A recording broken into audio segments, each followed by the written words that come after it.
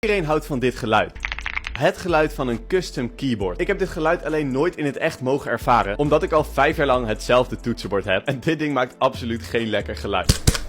Daarom ga ik mijn eerste custom keyboards maken met behulp van Gamergift.nl. Zij hebben mij deze spullen opgestuurd, de Akko 5075 en deze gele switches. Het bouwen van een custom keyboard duurde wel iets langer dan ik had verwacht, maar het is zo leuk om te doen. De keycaps zijn trouwens van Kerakey. En ja, deze keycaps zijn van aarde gemaakt. En nu vragen jullie allemaal af, hoe klinkt mijn allereerste custom keyboard? Ja, ik vind dit oprecht zo heerlijk klinken en ik ben er ook best wel trots op. Laat even weten in de comments wat jij hiervan vindt. Volg me voor meer tech en gaming content.